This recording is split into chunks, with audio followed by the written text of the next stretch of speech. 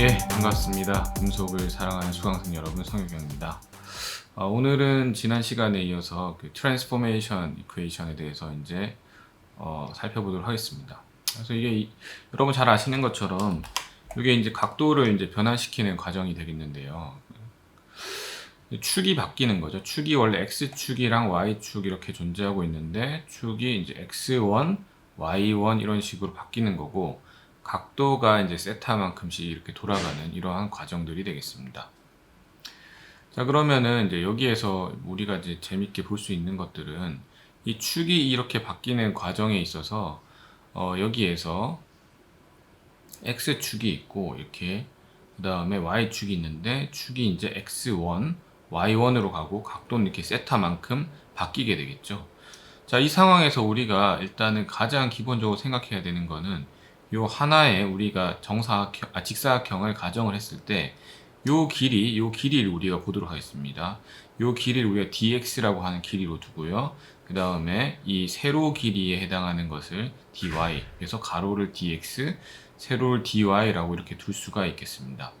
이게 d로 둔 이유는 이 변화하는 그 상황을 우리가 이제 알게 하기 위해서인데요. 즉 이제 우리 세타만큼 변하지만 실제로 우리가 이제 알고자 하는 것은 이 작은 각도 알파 1만큼 이렇게 이제 변할 때 어떤 식으로 되는지 우리가 알고자 하는 것이 우리의 목표가 되겠습니다. 자, 그러면은 여기에서 이 소재가 그러면은 원래 지금 이런 식으로 생겼는데 이게 이제 만약에 이만큼이 늘어났다 라고 생각을 해 보겠습니다. 그래서 이만큼 늘어나게 되면 여기에서 이 늘어난 만큼은 이 연신율이라는 것이 이제 입실론 x인데, 원래 길이가 dx니까 입실론 x dx만큼이 늘어난 것이 되겠죠. 그래서 요 길이가 바로 입실론 x dx가 되겠고요. 그 다음에 여기에서 이제 중요한 거는 요 길이거든요. 요 길이. 요 길이가 중요한데, 자, 요 각도가 세타이기 때문에 요 각도를 가지고 또 요것도 세타다 이렇게 이제 우리가 해보게 되면은 요 길이만 알면 되잖아요. 요 길이. 그래서 저걸 다시 그림을 그리면은 그림을 잘 그려야겠죠, 그죠? 삼각형을 다시 잘 그려보면은 이게 90도가 되게. 그래서 이게 90도입니다. 그러니까 이게 이제 세타가 되겠죠. 그럼 요 길이가 이제 뭔가, 요 길이가 뭔가가 중요한, 요 길이가 아까 우리가 알고 있었죠? 입실론 x dx라는 것을 우리가 이미 알고 있습니다. 이 알고 있기 때문에 여기에서 요 값은 저거에 대한 코사인 값이 되겠죠. 그래서 입실론 x dx의 코사인 값이다 라는 것을 우리가 알 수가 있습니다. 이런 식으로 우리가 정리를 하면 되겠고요. 자, 그럼 요 단계에서 우리가 다음 페이지로 이제 넘어가 보도록 하겠습니다. 자, 그러면 요거를 이제 우리가 알고 있는 상태에서, 자, 이쪽 이제 그림을 보시게 되면 아까 우리가 했던 거 그대로죠. 이 입실론 x dx 코사인 세타고 요 상태인데, 요거를 우리가 요렇게만 하는 게 아니라 요 위로도 한번 늘려보는, 위로. 아까는 이제 오른쪽으로 x축으로만 늘렸는데 이번에는 위쪽으로 늘려보겠습니다. 위쪽으로 늘렸을 때는 그러면 이게 점선을 이렇게 그으면 되겠죠. 점선을 이렇게 그은 상태에서 요 삼각형에 대해서 우리가 고민을 해주면 되겠습니다. 요 삼각형 잘 이게 예쁘게 되면 좋을 텐데요. 자, 이 삼각형을 이제 대해서 딱 예쁘게 한 번에, 뭐 잘 안 됐지만 어쨌든 이 삼각형에 대해서 고민을 해주면 되겠습니다. 그럼 요 길이가 중요한 건데 요 길이를 알려면 요 길이를 알아야겠죠. 그래서 똑같은 공식입니다. 똑같은 공식. 그래서 요게 지금 세타고 요거에 해당한 요게 세타인데, 그럼 요 세타에 해당하는 게 어디가 되겠습니까? 요게 세타니까 요게 세타고, 요게 세타고, 요게 세타니까 요거는 90 마이너스 세타니까 요게 또 요게 세타가 되겠죠, 그죠? 요게 세타가 됩니다. 그래서 삼각형을 그려보면은 이렇게 됐을 때 요 각도가 세타가 되는. 자, 요게 이제 그 세타가 되는 이 상황이기 때문에 자, 여기에서 요 길이가 뭐가 될까요? 요 길이가 입실론 y dy 늘어난 만큼이니까 입실론 y dy가 되는 것이 되겠고요. 그럼 요 길이는 당연히 요거의 사인 세타죠. 그래서 입실론 y dy의 사인 세타 이런 식으로 정리를 할 수가 있겠습니다. 이와 같이 이제 요 늘어난 길이 각각 정리가 되셨죠. 입실론 x dx의 코사인, 입실론 x dy의 사인 세타 이런 식으로 각각 정리를 하였습니다. 그럼 결과론적으로 우리가 이 시어 스트레인을 받는다라고 하는 것은 여기에서 어떠한 감마 xy라고 하는 것만큼이 이제 이 변형이 일어난다라는 거죠. 그래서 이 감마 xy만큼 변형이 일어나니까 결국에 이제 우리가 알 수 있는 거는 그럼 요만큼 요만큼이 뭐냐? 요만큼이 뭐냐라고 우리가 이야기를 했을 때는 여기에서 어차피 요 각도가 감마 xy이고 요 반지름이라고 봤을 때 그럼 요걸 우리가 이런 식으로 봤을 때는 요 dy에다가 감마 xy만 곱한 값이 요 길이가 되겠죠. 그렇게 해석을 할 수가 있겠습니다. 그래서 그만큼이 감마 xy dy가 델타 y가 되겠습니다. 뭐 이렇게 되겠고요. dy가 되겠고요. 자, 그래서 이제 여기에다가 이제 또 요 길이가 그렇게 되니까 아까 우리가 봤던 건 똑같죠. 요게 세타고 요게 세타니까 요 길이가 결국 뭐가 되겠습니까? 요 길이. 요 길이가 바로 감마 xy dy의 코사인 세타 이렇게 정리를 할 수가 있습니다. 이와 같이 우리가 정의를 할 수가 있겠죠.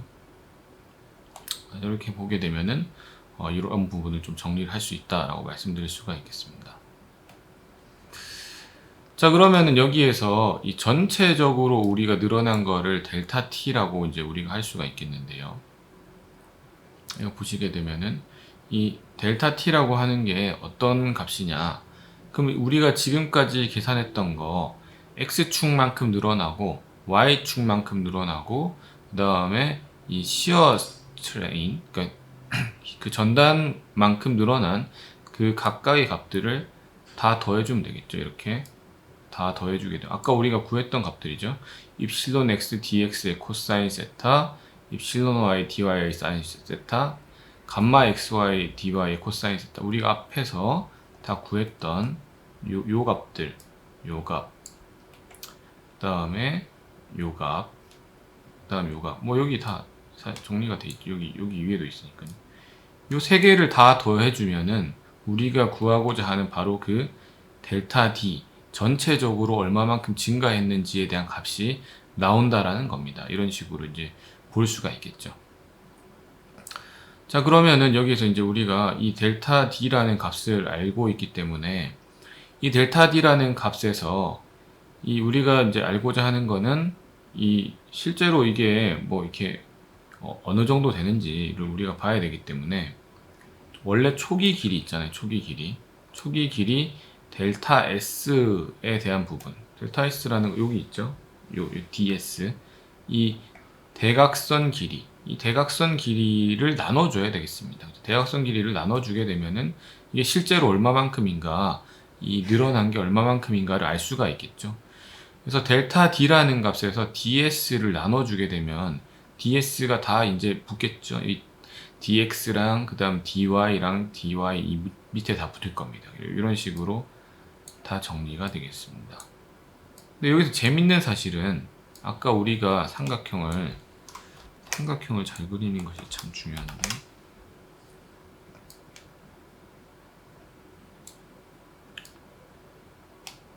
이렇게 했을 때 요게 DS잖아요. 그죠? 그 다음 이게 뭡니까? 이게 DX가 되겠고 이거는 DY라고 우리가 정의를 했죠. 처음에 여기에서 삼각형이 그림이 그렇죠. 있죠. 이렇게. 자, 여기서 이 각도가 뭐냐면 이 각도가 세타입니다.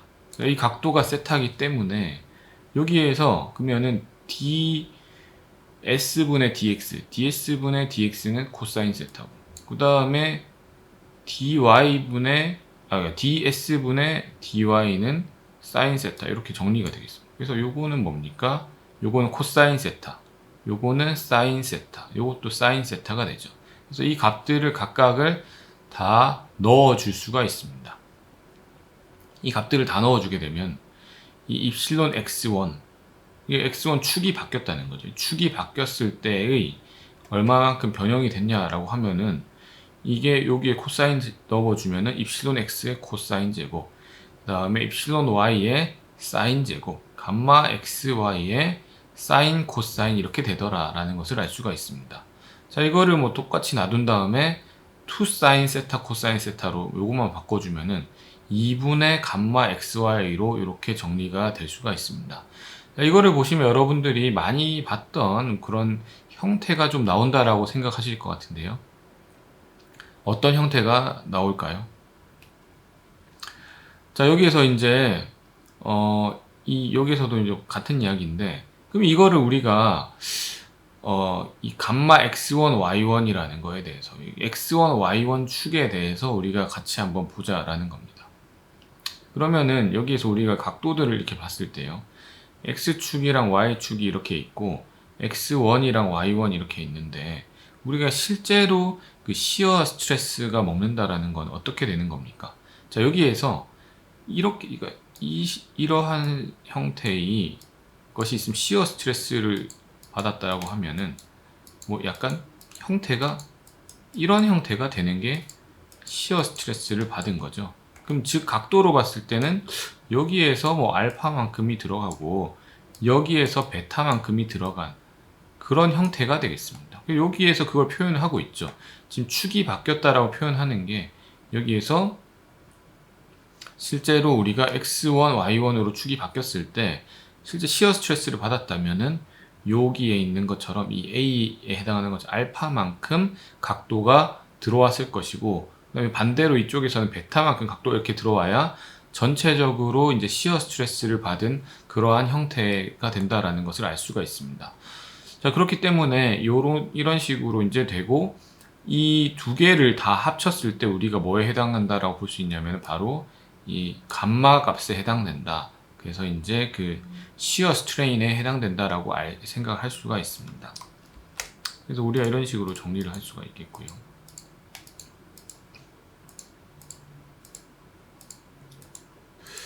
자, 이거 정리하고요.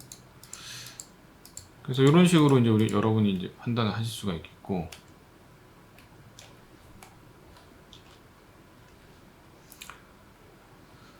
자, 그러면 이제 우리가 지금까지 판단하실 수가 있겠습니다. 그럼 우리가 이제 지금까지 이제 봤던 이 값들을 다 정리를 해볼까요? 다 정리를 해보게 되면은, 자, 여기에서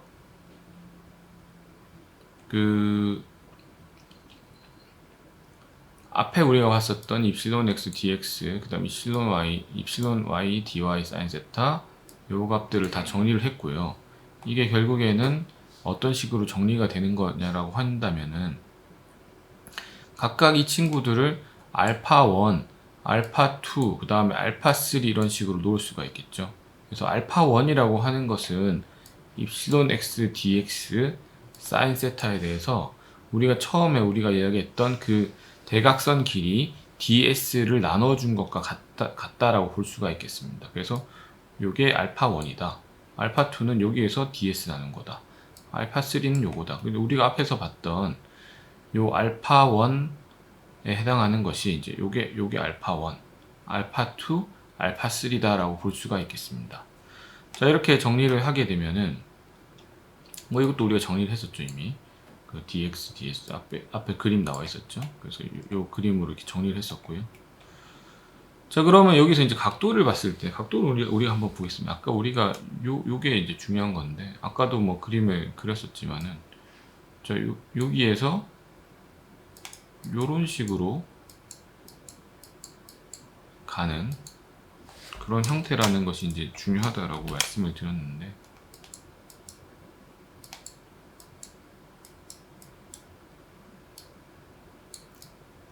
그럼 여기서 이게 알파고 요게 베타라는 이런 식으로 가는 것인데, 자, 그러면 여기서 이제 중요한 것은 뭐냐면은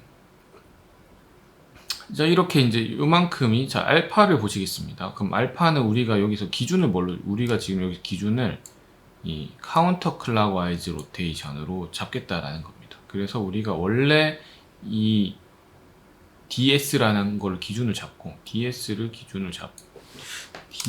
잡아야 됩니다. DS를 기준을 이렇게 잡았을 때,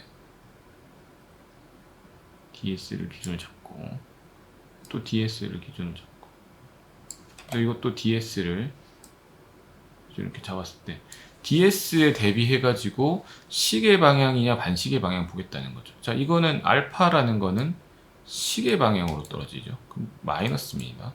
그 다음에 이 알파2라는 거는 반시계 방향이니까 플러스.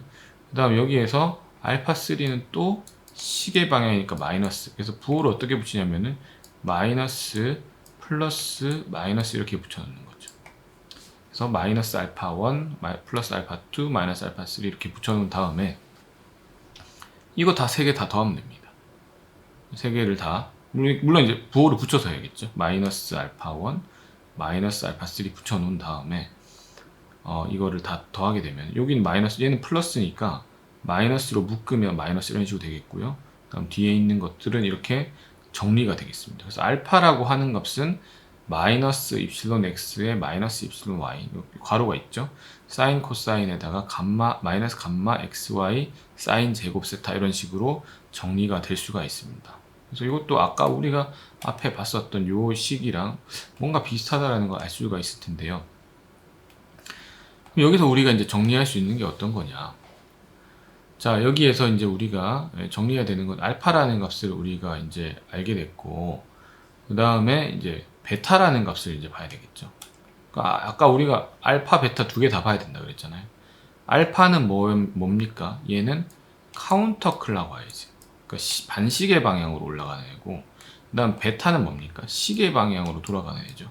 클락와이즈. 그래서 얘는 알파는 반시계 방향으로 도는 것에 대해서 좀 관심을 가져야 되겠고, 베타는 시계 방향으로 도는 것에 대해서 관심을 가져야 되겠습니다.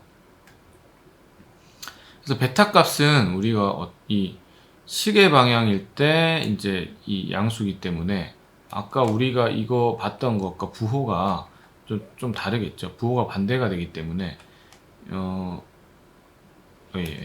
부호가 이제 여기에서 요게 플러스 요게 마이너스니까 입실론 x 마이너스 입실론 y 형태가 돼요. 이건 플러스가 되겠습니다. 그래서 그러한 형태가 되는데, 이 재밌는 사실은 여기에서 이 각도 세타 각도 있잖아요. 세타 각도라는 게 이 여기서는 알파를 계산할 때는 바로 그냥 이 세타를 그대로 넣어주면 되는데, 베타라고 하는 거는 이미 여기에서 세타에다가 90도를 더한 상태에서 즉 알파와 베타의 관계는 지금 우리가 여기 이만큼이 90도가 있는 거죠. 90도가 있는 상태에서 이만큼 왔기 때문에 그거를 이제 90도를 더한 세타를 넣어줘야 된다는 거죠. 세타가. 그치? 무슨 말인지 아시겠죠? 알파는 그냥 세타를 넣어주면 되고요. 베타를 할 때는 y1이라니까. 베타는 기준이 y1이죠. 그 다음에 알파는 기준이 x1입니다. 그래서 이 90도가 차이가 있기 때문에 여기에서 그냥 단순히 세타로 하면 안 되고 세타 더하기 90도를 해줘야 된다는 겁니다. 요거를 해줘야지 이제 베타에 대해서 구할 수 있다라는 겁니다. 그래서 여기에다가 그냥 단순히 하면 안 되고 세타 더하기 90도를 다 넣어줘야 되겠습니다. 이거를 정리하게 되면은, 이거를 이제 삼각함수로 쫙 정리하게 되면은 이와 같이 정리가 됩니다. 이와 같이. 자, 그러면은 자, 여기에서 앞에서 우리가 봤던 이 알파라고 하는 거는 마이너스의 입실론 x 마이너스 입실론 y 사인 코사인의 마이너스 감마 xy 사인 제곱이고, 자, 요거는 보시게 되면은 이거는 앞에 부분은 이제 똑같죠. 그죠? 똑같고 뒤에는 사인 코사인만 다릅니다. 자, 그럼 이거를 알파와 베타를 결국 다 더해야만 뭐가 나오겠습니까? 감마 x1 y1이 나오겠죠. 감마 x1 y1을 우리가 구하게 되면은 전부 다 나오는 겁니다. 우리가 앞에서 우리가 이거 두 가지를 구했잖아요. 입실론 x1에 대해서 이렇게 구했고, 그럼 입실론 y1도 뭐 쉽게 바로 구해질 테고, 감마 x1 y1에 대해서 구하면 전체적으로 식이 다 나오게 되겠죠. 그래서 감마 x1 y1은 마이너스 두 개를 더하면 되니까 마이너스 2배에다가 이렇게 정리가 됩니다. 근데 이거는 우리가 이 감마 x1 y1을 쓰기보다는 2분의 감마 x1 y1을 쓰는 게 이 앞에 식들이랑 서로 호환이 되기 때문에 2분의 감마 x1 y1을 이렇게 써주게 되겠습니다. 그러면 2로 나눠지게 되겠죠.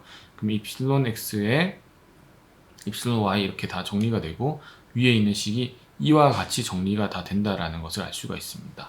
자, 그래서 이 식들이 총 3가지 식이 입실론 x에 대한 식, 그 다음에 입실론 y에 대한 식, 그 다음에 감마 x1 y1에 대한 식으로 총 3가지 이 트랜스포메이션 이퀘이션이 또 이와 같은 방식으로도 다 정리가 되는 것을 알 수가 있습니다. 그래서 여러분들이 이제 트랜스포메이션 이퀘이션을 또 배우셨는데 이런 식으로 또 정리가 된다는 것을 보실 수가 있습니다. 그럼 이거를 그냥 단순히 이제 우리가 나타내기가 쉽지가 않죠. 그래서 이걸 똑같이 우리가 지금 배우고 있는 그 행렬 형태로 이제 텐서 형태로 이걸 쓸 수가 있습니다. 그럼 여기서도 똑같이 이제 반복되는 애들이 있죠. 사인, 코사인 뭐 이런 애들이 뭐 반복이 되고, 그죠? 그 다음에 뭐 이 부분이 아니고요. 반복되는 애들이, 자, 여기서 입실론 x가 반복이 되고요. 그 다음에 입실론 y, 그 다음에 감마 이런 부분들이 반복이 되고 있죠. 그래서 이 부분들을 우리가 활용을 할 수가 있습니다. 이거를 통해서 이렇게 구할 수가 있겠죠. 그럼 여기에 들어가는 이 텀들을 바로 그 행렬 안에 이제 넣어서 계산을 할 수가 있습니다. 그럼 입실론 x, 입실론 y, 그 다음 2분의 감마 xy가 나와줘야 되니까 여기서 요 앞에 구해야 되는 것들을 x1, y1 형태로 두고 이제 넣어주는 변수는 여기 뒤쪽에 자리를 잡으면 되겠죠.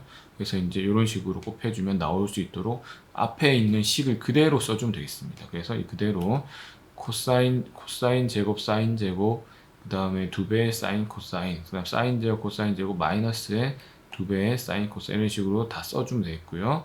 2분의 감마 xy에 대해서도 이렇게 정리를 해주면 되겠습니다. 이렇게 해서 이제 나타내면 되겠고요. 그러면 이제 이 행렬을 우리가 이렇게 나타냈을 때 이거를 간단하게 우리가 그러면은 t라고 하는 행렬로 이제 이야기를 할 수가 있습니다. 간단하게 t라고 하는 행렬로 우리가 쓰게 되면은 요러한 식이다라는 것을 우리가 알 수가 있습니다. 이거를 만약에 역행렬로 쓰게 되면 두 개를 이제 뒤집어 주면 되겠죠. 근데 우리가 여기서 좀 이제 뭐 다른 같이 이제 볼 수 있는 것들은 우리가 그 변형률을 봤을 때 우리 앞에서 나왔던 것처럼 요거는 그 XXYYGG에 대해서는 입실론으로 다 그대로 쓰게 되겠고, 시어 스트레인에 대해서는 뭐 YX, GX 이렇게 갈 때, XY 이렇게 갈 때 2분의 1 쓰는 것들 이런 식으로 우리가 볼 수가 있습니다. 이게 바로 이제 스트레인 텐서라는 거를 잘 알고 있었는데요. 그래서 이런 식으로 우리가 이 행렬로 정리를 해서 이 트랜스포메이션 이퀘이션을 우리가 잘 풀어 볼 수가 있습니다. 그러면 이 갖고 있는 이 식을 가지고 어디에 적용해 볼 거냐? 그러면 너무 이제 복잡하면은 힘들기 때문에 플레인 스트레인에 적용을 해 보겠다라는 거죠. 그래서 우리가 알고 있었던 아까 이 식들, 요 식들 있잖아요. 요 식을 좀 더 심플하게 플레인 스트레인에 적용하게 되면은 플레인 스트레인이라는 것 자체가 항상 어떤 것이 되겠습니까? 입실론 g가 없는 거죠. 입실론 g라는 게 존재하지 않는 게 바로 0인 거죠. 0. 이게 바로 플레인 스트레인 조건이 되겠는데요. 그럼 이 입실론 g가 없는 상태로 계산을 다 해줄 수가 있습니다. 자, 그러면은 여기에서도 사실은 뭐 우리가 지금 계산을 다 하는 게 어차피 플레인 스트레인 상태죠. 왜냐면 우리가 이게서 고려할 때 입실론 g를 고려하지 않았기 때문에. 그래서 뭐 플레인 스트레인 상태로 사실상은 다 계산을 해준 것이 되겠고요. 자, 그러면은 여기서 이걸 좀 간단하게 해줘야 되겠는데, 요 부분을 갖고 있는 거죠. 요 부분. 그래서 입실론 x랑 입실론 y 이렇게 있는 부분들을 훨씬 더 이렇게 이와 같이 이제 좀 더 간단하게 이제 좀 나타낼 수가 있습니다. 그래서 이런 식으로 정리를 할 수가 있겠고요. 그 다음에 이거를 또 다 간단하게 더 정리하게 되면은 이와 같이 뭐 정리를 할 수가 있습니다. 그래서 이것도 사인 2세타에 코사인 2세타 이런 식으로 정리를 하면 되겠죠. 그래서 복잡한 이 제곱의 형태들을 우리가 이 2세타의 형태로 결과론적으로는 다 정리를 할 수가 있습니다. 이런 부분들을. 그래서 이렇게 다 정리를 하게 되면은 자, 여기서 이제 남는 것들은 사인 2세타, 코사인 2세타 이런 것만 남고, 그 다음 요런 관계들만 이게 남게 되겠죠. 그래서 이 관계들이 남게 되겠고, 우리가 그 예전에 이제 모서클 같은 걸 봤을 때는 스트레스에 대해서만 이제 플레인 스트레스 조건에서만 봤는데, 여기서는 이제 플레인 스트레인 조건에 대해서 이제 우리가 보고 있는 겁니다. 그러면은, 여기에서는 이 모서클을 그릴 때 이와 같이 이제 그림을 그릴 수가 있겠죠. 요와 같은 게. 우리가 그 전에 이제 플레인 스트레스에서 많이 했는데, 그때는 요걸로 정리를 했잖아요. x1 더하기 시그마 x2는 시그마의 x 더하기 지금 요걸로 이제 플레인 스트레스일 땐 요걸로 정리를 했는데, 이번에 할 것은 이제 플레인 스트레인으로 이거를 정리해 보겠다라는 것이 되겠습니다. 그러면 이제 그 관계들을 보게 되면은 재밌는 관계들은 요 관계를 이제 우리가 또 정리를 할 수가 있겠죠. 그럼 이거를 이제 근의 공식에 넣어가지고 뭐 원래 모서클에서 하던 방법이랑 비슷한 겁니다. 그래서 그때는 플레인 스트레스인데 지금 이제 플레인 스트레인이기 때문에 이 입실론에 대해서 풀고 있는 거죠. 이거를 탄젠트 2세타가 이러한 관계를 가지기 때문에 여기서 이거를 이제 탄젠트 2세타화 해가지고 바꿔가지고 근의 공식화해서 이거를 이제 계산을 해주게 되면은 입실론 1, 입실론 2가 각각 이와 같은 식으로 정리가 될 수가 있습니다. 이게 바로 이제 프린시플 스트레인이 되겠고요. 그다음 맥시멈 시어 스트레스는 어떻게 되냐면은 여기에다가 또 그 2분의 감마 맥시멈 값을 우리가 계산을 했을 때 여기에서 여기 똑같이 이제 계산을 해주게 되면은 요 뒤쪽에 있는 부분 요거랑 사실 같다라고 볼 수 있습니다. 요 뒤쪽에 있는 부분 요 부분이 이제 2분의 감마 맥스 값이 되겠고 또 경우에 따라서는 이게 이제 간단하게는 감마 값이 없으면은 그냥 요걸로만 정리가 되겠죠. 여기 없다라고 치면은. 그래서 그런 식으로 이제 맥시멈 시어 스트레인도 정리를 할 수가 있습니다. 네, 그러면은 이 플레인 스트레인 조건에서 모서클 어떻게 그리는지 같이 보시도록 하겠습니다. 저기 보시면은 제일 처음에 이제 다른 게 일단 모서클 for plane strain. 그래서 플레인 스트레스에서 우리가 많이 봤었는데 그것과 좀 다르다라는 걸 여러분들 아실 수 있을 거고요. 이 x축에 있는 부분이 이제 이 입실론에 대한 요 부분이 되겠고, 그다음 y축에 이제 있는 부분이 바로 이게 2분의 그 감마 x1 y1에 대한 부분이 되겠습니다. 자, 그럼 여기서 원래는 우리가 그 플레인 스트레스 같은 것들을 했을 때는 이게 뭐였나요? 여러분 기억하십니까? 시그마였고 이게 타우 이런 값들이었는데 여기에서는 그 값들이 바뀌었죠. 입실론 x로 바뀌었고 그 다음 여기서는 2분의 감마 x1 y1으로 바뀌었다라는 것을 알 수가 있습니다. 자, 그럼 여기에서 일단은 중요한 거는 이제 중간에 이제 중심점을 찾을 수가 있겠죠. 중심점은 바로 이렇게 정리가 되겠습니다. 2분의 입실론 x 플러스 입실론 y가 되겠고요. 처음에 우리가 이제 이 a점이라는 이 세타 0이 있을 때, 그럼 여기서 똑같죠. 2세타씩 올라가는 거는 다 똑같다라는 것을 알 수가 있겠고, 포인트를 잡았을 때는 원래 그 플레인 스트레스에서는 그 타우, 그러니까 플레인 스트레스에서 우리가 시어 스트레스를 썼던 게 여기서는 2분의 감마랑 거의 호환된다라고 보시면 되겠습니다. 이런 식으로 정리가 되겠습니다. 그렇게 정리를 하면은 나중에는 이제 이런 것들 그냥 변환 방정식을 써가지고 그냥 바로 뭐 플레인 스트레스에서 계산된 것을 플레인 스트레인에서 계산할 수 있게도 계산할 수가 있거든요. 그런 것들도 여러분들이 이해를 하실 수가 있을 거라 생각합니다. 그럼 이 지금까지 정리된 내용들을 바탕으로 해서 우리가 문제를 한번 같이 예제를 풀어보도록 하겠습니다. 자, 예제를 풀어보면요. 일단은 이러한 소재가 있는데 어떠한 어떻게 되느냐? 이 입실론 x만큼은 뭐 340에 10의 6승, 입실론 y만큼 이렇게 그 다음에 감마 xy만큼은 뭐 180에 10 마이너스 이런 식으로 된다라는 것을 알 수가 있습니다. 그래서 여기에서 이제 이 세타가 30도라는 세타를 가지고 있을 때, 자 여기에서 일단은 이 스트레인 값을 구하라. 그래서 여기서 세타가 30도일 때 스트레인 값을 구하라라는 거죠. 그럼 여기서 우리가 공식을 활용을 해야 되겠습니다. 우리가 알고 있는 공식들 앞에서 다 공부했던 공식들이 되겠죠. 그래서 머릿속에서 그 공식들을 떠올려 보시면요. 뭐 정리를 하면은 요 공식들을 쓰면 되겠습니다. 그래서 입실론 x1에 대해서는 xy 그 다음에 뭐 또 x-y 요 공식 코사인 사인 2세타로 이렇게 정리된 요 두 개의 공식, 우리 앞에서 나왔던 요 공식이죠. 요 두 개의 공식을 활용을 하시면 되겠습니다. 요걸로 푸시면 되겠고요.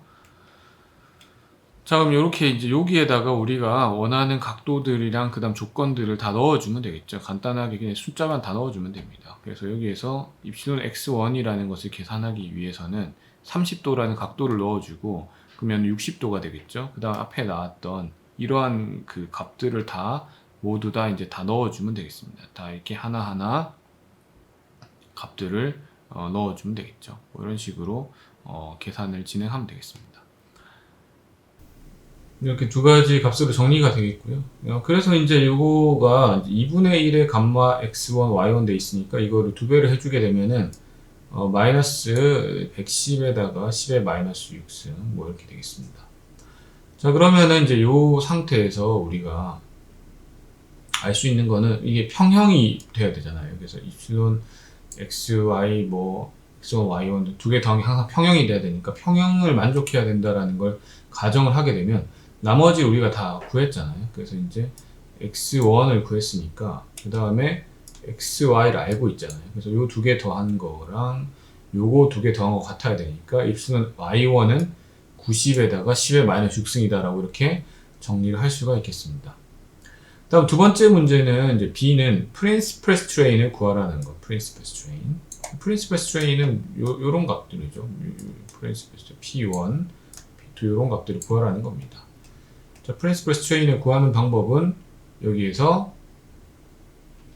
요 공식 두 가지를 쓰면 되겠죠. 공식. 입실론 1, 입실론 2에 대한 공식은 이제 여기 나와 있죠. 여기 프린시플 스트레인 공식. 프린시플 스트레인.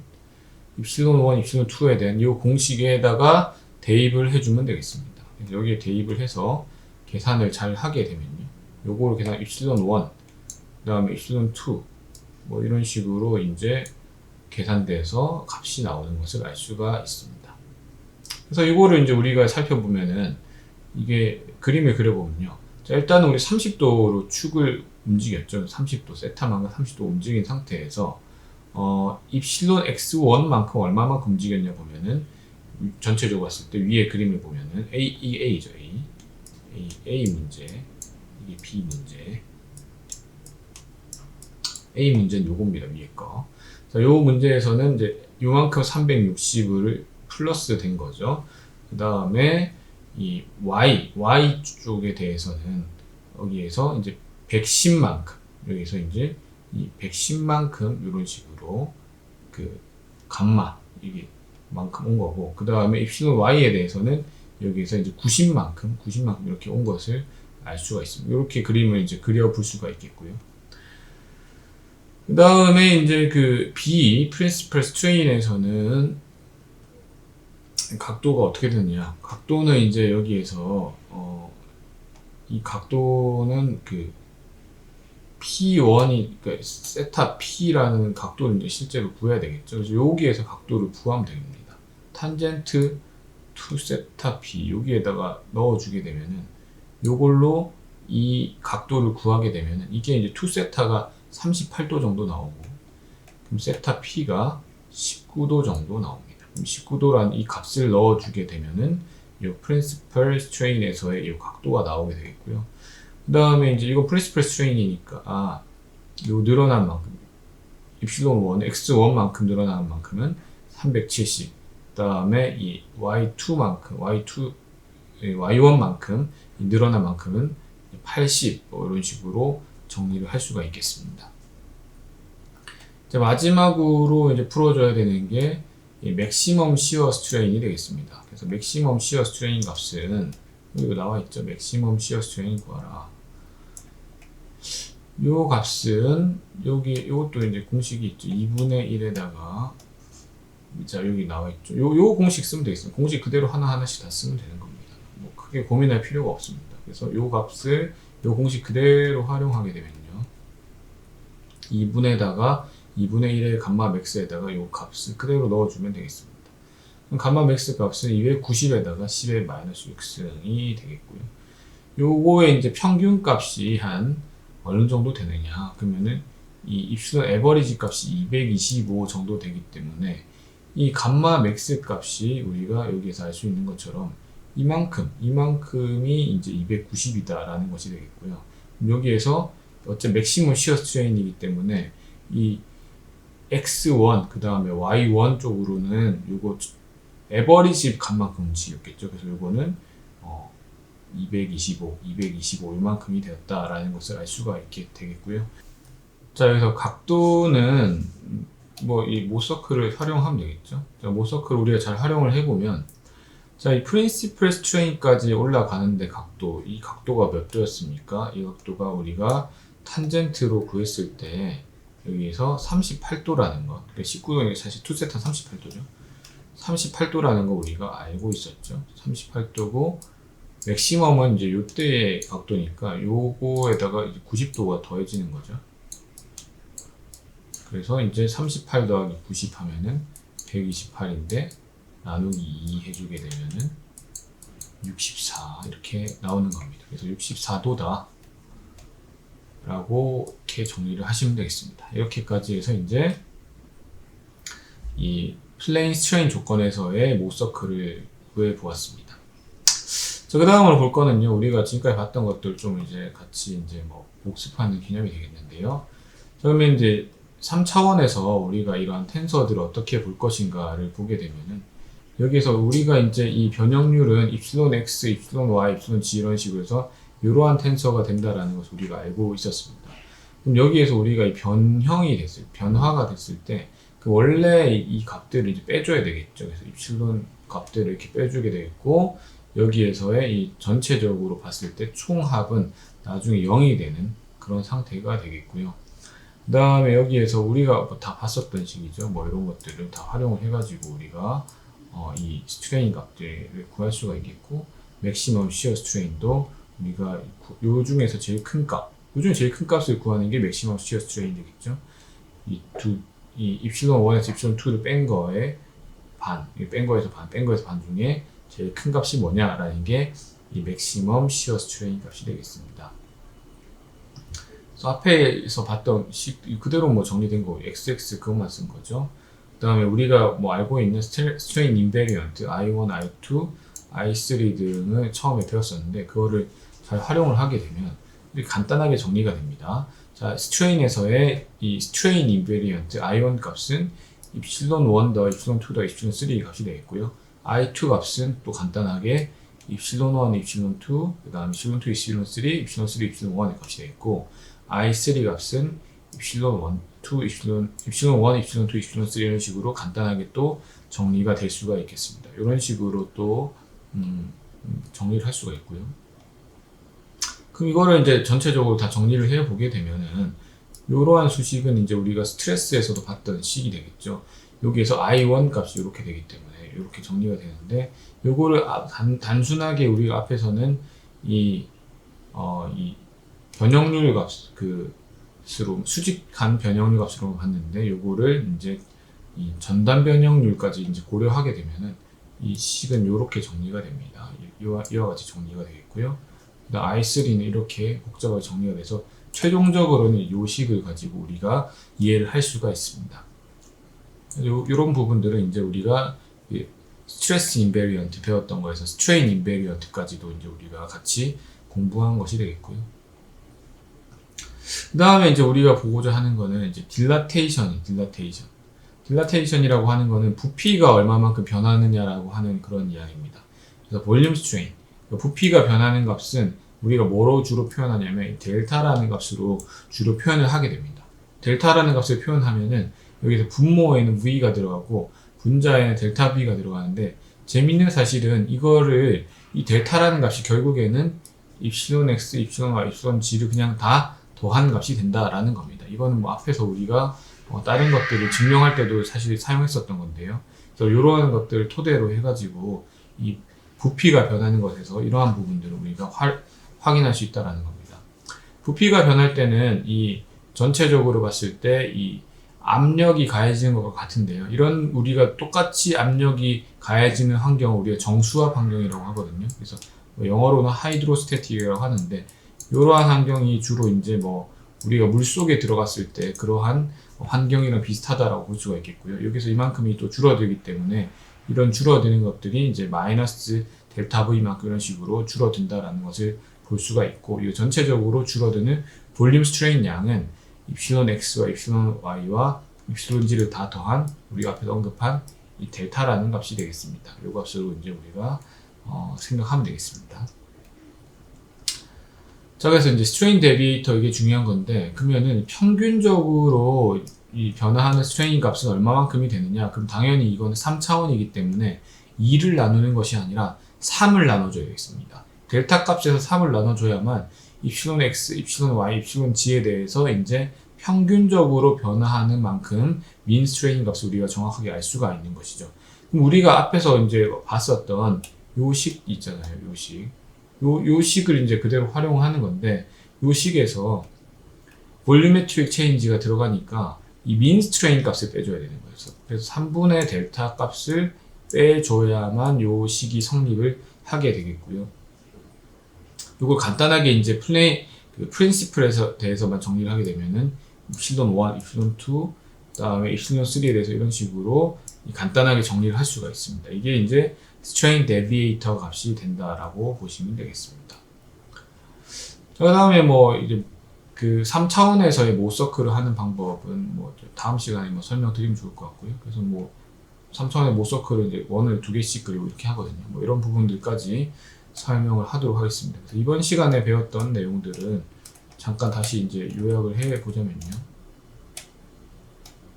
이 트랜스포메이션 이퀘이션을 다시 이제 유도하는 방법을 배웠는데, 왜 이걸 유도했냐? 플레인 스트레인에서의 이 트랜스포메이션 이퀘이션 유도하게 된 거죠. 그전에는 우리가 주로 이제 플레인 스트레스 조건에서 많이 했었는데, 이제는 플레인 스트레인 조건에서 이렇게 한다라고 말씀드릴 수가 있겠고요. 이거 유도하는 방법들을 통해 가지고 유도해서 겨우 델타 D라는 게 이렇게 정리가 된다는 거 우리가 알게 됐고, 여기에서 이 DS를 나눠줘야 되기 때문에 이 값들을 각각 다 나눠주게 되면은 코사인, 사인을 정리해서 이런 식이 나오는데, 이걸 또 삼각함수를 이제 활용해서 다시 정리하게 되면은 나중에 이제 2세타가 남는 이런 식으로 이제 정리가 된다라는 걸 여러분들께 말씀을 드렸습니다. 그 다음에 이제 이 시어 스트레인에 대해서도, 시어 스트레인은 알파와 베타와 같이 이런 식으로 각도가 이렇게 변하기 때문에 이런 부분들을 고려를 해줘야 되겠고, 그런 것들을 고려해서 우리가 계산을 했을 때 이러한 수식이 나오게 되겠고요. 이것도 알파, 베타를 다 고려해서 결과론적으로 정리를 했을 때 이 식, 두 식이 나온다라는 것을 알게 됐습니다. 이 식을 통해서 우리가 이 플레인 스트레인에서의 어떠한 그 변형에 의한 뭐 그런 방정식 같은 것들을 풀 수가 있겠고요. 또한 프린시플 스트레인과 맥시멈 시어 스트레인에 대한 부분도 공부를 하여 이거를 이제 모서클이랑 연결을 시켰습니다. 그래서 모서클 연결시켜 가지고 예제를 같이 또 풀어보았죠. 그래서 예제를 풀어보았고요. 또한 이제 우리가 앞에서 언급했었던 뭐 인베리언트 값들을 활용해 가지고 지금까지는 이제 플레인 스트레스를 많이 했는데, 여기서는 플레인 스트레인 조건들, 스트레인에 대해서 활용하기 위해서 이런 식으로 정리를 했다라는 것을 알 수가 있겠고, 그다음 볼륨이 변하는, 전체적으로 이제 볼륨메트릭 체인지는 델타 값을 쓰는데, 이건 결국에는 입실론 x, y, g를 다 더한 값이 되겠고, 평균 값은 여기에서 3을 나눠준 값이 되겠다. 그래서 평균 값을 우리가 빼준다는 거는 이런 식으로 정리하면 되겠다라고 말씀드릴 수가 있겠습니다. 그래서 뭐 다음 시간에는 또 그 모서클, 3차원에서의 모서클에 대해서 같이 공부해 보도록 하겠습니다. 예, 그러면은 그 3차원에서의 모서클에 대해서 같이 이제 보시도록 하겠습니다. 모서클은 우리가 지금까지 보통 이제 2차원에 대해서만 많이 했었죠. 그래서 2차원에 대해서만 하는 경우에는 원을 하나만 그려가지고 이제 이해를 했었는데 3차원이 되게 되면 원을 총 3개를 그리게 됩니다. 이런 식으로 이제 이 모서클을 이해를 해줘야 되겠고요. 그래서 이제 뭐 이거 사실 어떻게 보면 또 간단하다고 할 수가 있는데요. 여기서 이제 3개 중에서 여러 가지 이제 프린시플 스트레스 중에서 프린시플 스트레스 3가지가 있겠죠. 시그마 1, 그 다음에 시그마 2, 그 다음에 시그마 3 이런 식으로 3가지가 있겠습니다. 이 3가지 중에서 시그마 1이 시그마 1이라는 게 가장 큰 값이 되겠죠. 가장 큰 값이 여기 위치하게 되겠고요. 그 다음에 시그마 3라고 하는 거는 이 압축 방향으로 제일 크다라는 거니까 이제 반대 방향이 되겠습니다. 요 시그마 3가 되겠고 시그마 2는 여기에 이제 위치하게 되겠습니다. 그래서 요 프린시플 스트레스를 가지고 그냥 그대로 원을 그대로 그려주게 되면은 3차원에서의 모서클을 우리가 이제 구할 수가 있는 거죠. 그래서 우리 여러분 다 잘 알고 있는 것처럼 여기에서 커다란 원을 하나를 쫙 그려주게 되겠고 그 다음에 여기에서 시그마 1, 시그마 2, 시그마 3 값을 우리가 프린시플 스트레스 값으로 우리가 구할 수 있기 때문에 각각의 값들 사실 뭐 시그마 2 값만 알면 되는 거겠죠. 왜냐면은 시그마 1이랑 시그마 3 값은 원래 결정이 되잖아요. 결정이 되니까 시그마 2 값만 알면은 이 3차원에서의 모서클을 그릴 수가 있습니다. 자, 그러면 여기에서 이제 시어 스트레스도 각각의 이제 커다란 원에서 이제 결정이 되고, 그 다음에 이제 뭐 작은 원에서 또 각각의 이제 결정이 되겠죠. 이런 식으로 우리가 이해를 할 수가 있겠고요. 그래서 뭐 여기에서 간단하게 이제 그림을 이렇게 그릴 수가 있습니다. 그래서 여기서 우리가 이제 확인을 해보게 되면요. 이 이제 3차원에선 당연히 여러분 잘 아시는 것처럼 이 트라이액시얼 스트레스 스테이트가 되겠죠. 그래서 이제 여기에서는 이거를 다 우리가 구할 수가 없으니까 여기서는 오히려 더 간단하게 이 프린시플 스트레스만 가지고 우리가 결정하면 된다라는 겁니다. 그래서 이런 식으로 결정하면 되겠고요. 그래서 이제 프린시플 스트레스는 항상 그 숫자가 큰 거에서 작은 거. 그래서 시그마 1이 무조건 제일 큰 겁니다. 항상 제일 큰 거고. 그 다음이 이제 시그마 2. 그 다음이 이제 시그마 3. 이런 순서로 이제 진행이 되겠습니다. 프린시플 스트레스의 순서는 항상 이런 순서가 된다라는 것이 되겠고요. 자, 그러면 이제 타우 1, 2. 그 다음에 타우 2, 3. 타우 이제 1, 3. 이 값들이 이제 각각 있는데, 타우 1, 2는 뭐냐? 1, 2는 시그마 1에서 시그마 2를 빼서 반을 나누면은 요 값이 되겠죠. 그죠? 정확하게. 타우 2, 3는 시그마 2에서 시그마 3를 뺀 다음에 절반을 나누면 반지름 값이잖아요. 그죠? 그러니까 요 값이 정확한 값이 되겠습니다. 타우 1, 3는 어떻게 되느냐? 시그마 1에서 시그마 3를 뺀 다음에 여기에서 이 절반 값을 보면 이렇게 되겠다라고 이해를 하실 수가 있겠습니다. 그래서 이런 식으로 그 3차원에서의 모서클은 오히려 단순하게 이렇게 이해를 하실 수가 있습니다. 그래서 경우에 따라서 어떤 경우냐, 그래서 이 프린시플 스트레스가 어떻게 되느냐에 따라서 우리가 이제 모서클을 잘 이제 이해를 할 수 있겠다라고 이제 볼 수가 있겠습니다. 이게 바로 이제 그 3차원에서의 모서클이 되겠습니다. 자, 그 다음으로 우리가 볼 내용은요, 이 평균 응력과 그 다음에 이제 데비에이토릭 스트레스. 그래서 이제 뭐 그 편차에 해당하는 거죠. 그래서 편차에 해당하는 그런 응력을 보도록 하겠습니다. 그래서 우리가 여기에서 시그마 1, 시그마 2, 시그마 3라고 하는 이런 프린시플 스트레스로 생각을 할 수도 있고, 그 다음에 또 각각 시그마 X, 시그마 Y, 시그마 G라는 값으로 생각할 수도 있는데, 이걸 이제 스트레스 인베리언트로 보면 I1이 되는 거죠. 요거를 제가 앞에서도 말씀드렸던 것처럼 3으로 나누게 되면은 이 평균 응력이 됩니다. 평균 응력. 그래서 민 스트레스가 되겠고요. 민 스트레스라고 하는 거는 당연히 여기 보시는 것처럼 뭐 이런 식으로 아예 이제 M이라고 하면은 시그마 M, 시그마 M, 시그마 M 이런 식으로 나타낼 수가 있습니다. 데비에이토릭 스트레스는 실제로 이제 시그마 X 프라임이라는 것이 있을 때 여기에서 이 평균 값을 빼주게 되면 그 차이만큼이 되겠죠. 그래서 이제 평균 값에서 얼마만큼 더 있느냐 해서 그만큼이 x 프라임이다 해서 시그마 x 프라임은 시그마 x 마이너스 시그마 m, 시그마 y 프라임은 시그마 y 마이너스 시그마 m, 시그마 g 프라임은 시그마 G 마이너스 M, 시그마 G 마이너스 시그마 M 이런 식으로 이제 나타낼 수가 있게 되겠고요. 여기서 이제 시어 컴포넌트는 변하지 않는다라는 것들을 우리가 알 수가 있습니다. 그럼 여기에서 이제 정리를 해보게 되면은 데비에이토릭 스트레스를 이제 D라고 우리가 놓게 되겠고요. 그럼 아까 우리가 봤었잖아요. 시그마 X 빼기 시그마 M 형태잖아요. 그럼 시그마 X에서 시그마 M 뺐는데 시그마 M이 뭡니까? 3분의 시그마 X 더하기 시그마 Y 더하기 시그마 G잖아요. 그래서 그거를 계산을 하면은 앞에 나온 것처럼 3분의 2의 시그마 XX의 마이너스 3분의 마이너스 3분의 이렇게 되겠고 여기서는 어떻게 되겠습니까? 3분의 2 시그마 Y 형태, 여기서 3분의 2 시그마 G 형태라고 했습니다.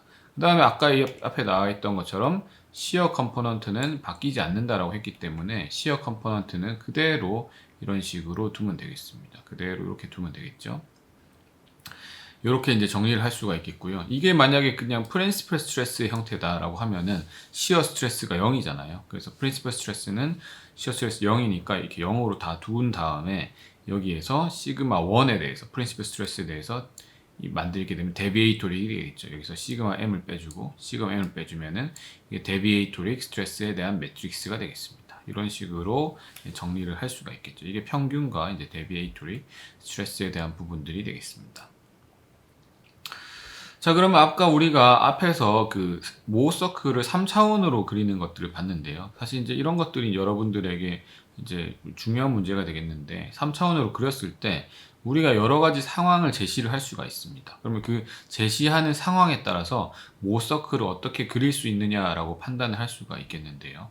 뭐 예를 들면 퓨어 텐션이나 퓨어 시어 상태에 따라서 모 서클을 어떻게 그릴 수 있느냐 등등을 우리가 볼 수가 있습니다. 여기서 이제 제일 중요한 건 뭐냐면은 우리가 일단은 이 failure라고 하는 건 이제 파손이거든요. 파괴 또는 파손인데 파손이 일어나는 이론에 대해서 같이 공부해보자라는 겁니다. 그래서 일단 여기에서 왜 이제 이 기계적으로 이제 파괴가 일어나느냐, 파손이 일어나느냐라고 보게 되면은 여기에서 이 가해진 응력이 이 소재의 강도보다 더 높기 때문에 당연히 이제 우리가 버틸 수가 있는데 훨씬 더 높은 능력이 가해지게 되면은 이 파손이 발생하게 되겠죠. 이게 굉장히 심플한 이론이 되겠고요. 그 다음에 여기에서 그러면 어떤 종류의 스트레스가 이러한 이 파손을 일으킨 손상을 일으키느냐라고 하게 되면은 여기에서 이 다양한 어떠한 그 하중 조건에 있어서 어떤 조합이 생기겠죠. 조합이라는 게 어떤 거가 되겠습니까? 수직응력이라던가 아니면은 전단응력 같은 것들이 이제 다양한 조합을 통해서 이 파손이 발생하게 되겠죠. 자, 그러면 우리가 앞에서 배웠던 그 이 3차원, 모서클 3차원으로 그리는 방법을 갖고 생각을 해보겠습니다. 먼저 이제 퓨어 텐션 상황을 보게 되면은 자, 퓨어 텐션 상황에서는 일단은 한쪽 방향을 순수하게 이제 잡아당긴다라는 거잖아요. 그러면 이제 프린시플 스트레스가 이제 한쪽 방향으로 무조건 존재하는 것이 되겠고 나머지 방향에서는 어떻게 되겠습니까? 한쪽으로 잡아당기니까 시그마 1은 존재하는데 시그마 2는 0. 그다음에 시그마 3 그쪽은 이제 작용하지 않죠. 즉 퓨어 텐션이라고 하는 거는 유니액시얼 스트레스 상태를 말합니다. 그래서 유니액시얼 스트레스 상태이기 때문에 시그마 1만 존재하게 되고 시그마 2와 시그마 3는 0이 되기 때문에 여기에서 그림을 어떻게 그리냐면은 요렇게 원을 하나 그리는데 이 시그마 2와 시그마 3가 꼭 원점을 지나는 이러한 원을 그려야만 되겠습니다. 요때 이제 이 시어 스트레스는 시그마 1에서 시그마 3를 뺀 값인 타우 1, 3, 그러니까 2로 나눠줘야겠죠, 당연히. 2로 나눠준 그 값이 되겠고요. 이게 이제 퓨어 텐션을 그리는 그래프가 되겠습니다. 그래서 여러분들에게 만약에 문제가 주어졌을 때 이 퓨어 텐션 상태를 이 모서클로 그려보시오라고 하면 이런 식으로 그려야 되겠습니다. 그럼 두 번째 경우 보겠습니다. 퓨어 시어 상태 보겠습니다. 자, 퓨어 시어 상태는 단순하게 뭐 이런 식으로 이런 시어 스트레스만 이렇게 걸려있는 상태죠. 그죠? 시어 스트레스만 이렇게 걸려있는 상태. 퓨어 텐션은 아까 뭐 제가 그림을 안 그리긴 했지만 만약에 뭐 인장시편으로 그림을 그려볼까요?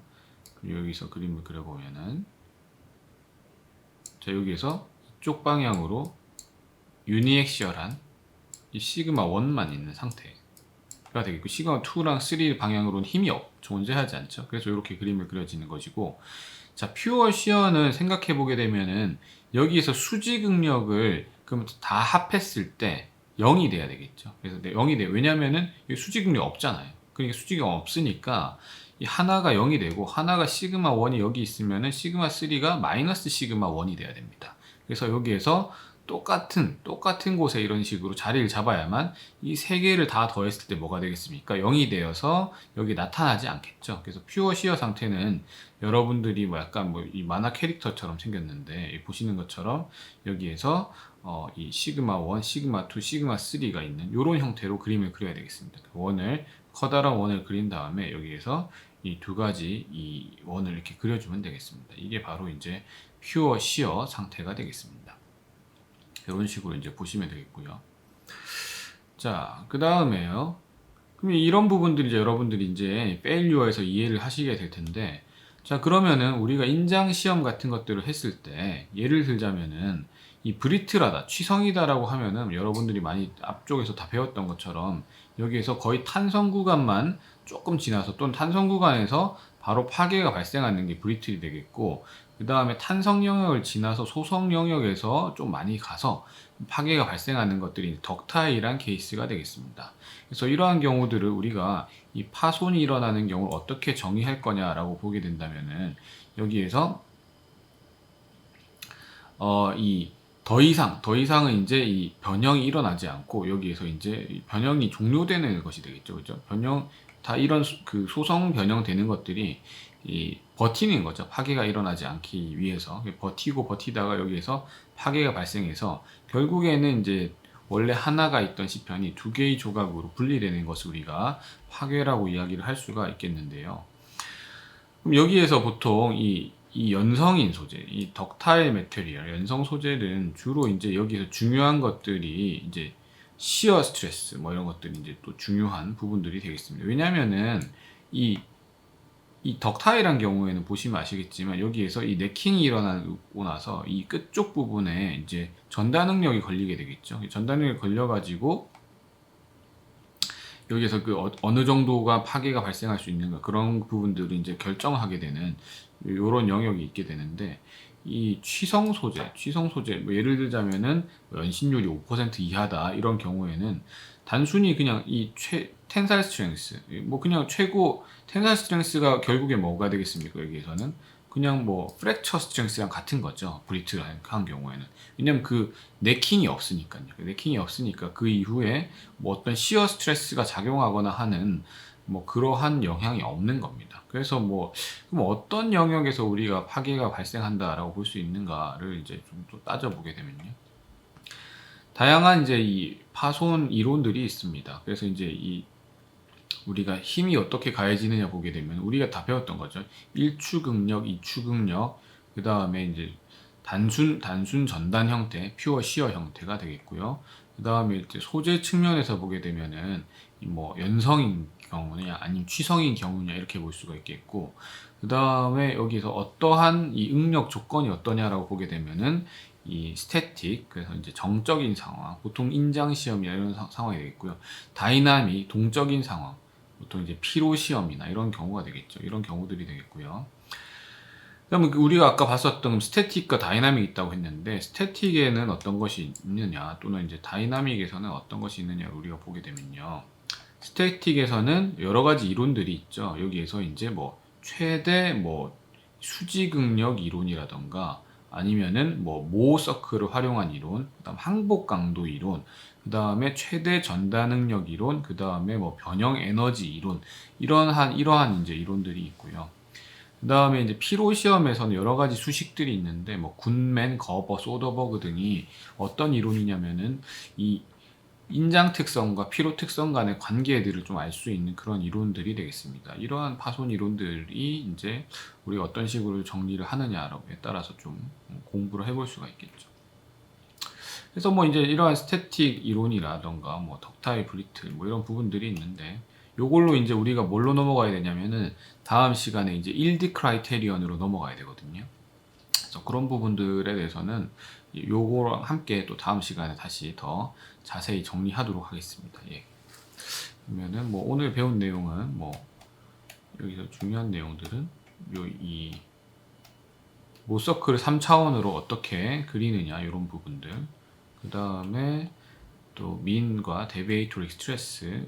그 다음에 중요한 건 아까 우리가 모서클을 3차원으로 그리는 것에서 이제 중요한 것들은 퓨어 텐션이나 퓨어 시어 어떻게 나타내냐 이렇게 봤고요.